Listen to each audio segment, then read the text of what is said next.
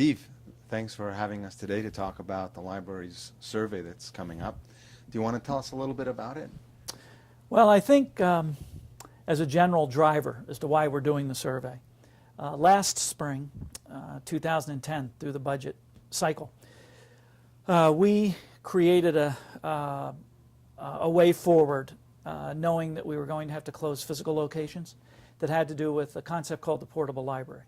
And our idea was behind this, it was way beyond just a mobile lending device, i.e. a small bookmobile, but also looking at how could we get programs and services out to neighborhoods where there wasn't a physical location.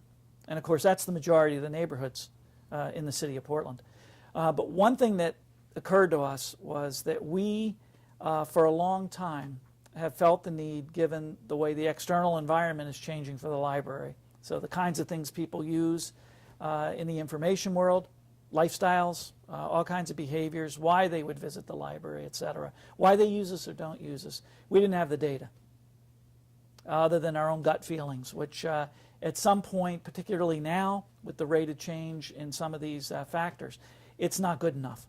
So to figure out how to use our resources, our money wisely, we received some money from the Davis Family Foundation to conduct this community-wide survey in Portland to help inform what these programs and services might look like going forward. So what would be some of the typical questions you'd be asking on a survey like this? You know, do you use the library now? If you do, how do you get to one of our locations? Do you use us physically? Do you use us online? We have a tremendous digital presence with things that we license and that are made available to Portland Public Library cardholders. If you don't use us, why don't you? What's the perception of us?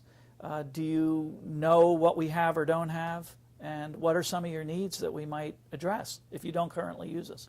Do you have data right now from your current lending system that you're going to supplement what you get from the survey? Yeah, the survey process is pretty interesting. We have an institutional research team that has built the survey strategy, and we're using an outside firm, Portland Research Group, to actually help us design the questionnaire and then to execute the survey, which will be between April 27th, which is tomorrow, up through May 11th.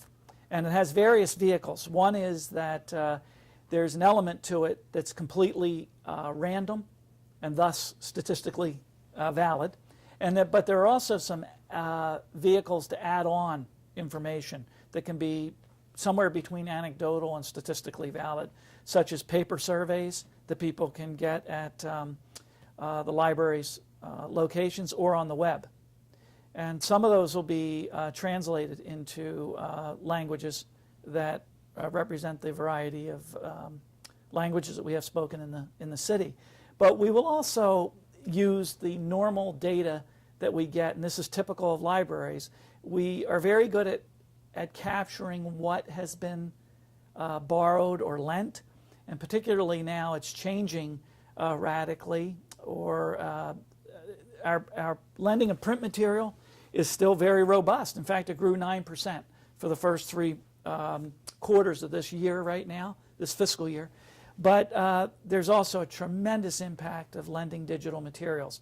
That's all good to have that information, but we need more information on why and what's not being served in terms of people's interests and needs, and where things might be going in light of what's happening in the larger world.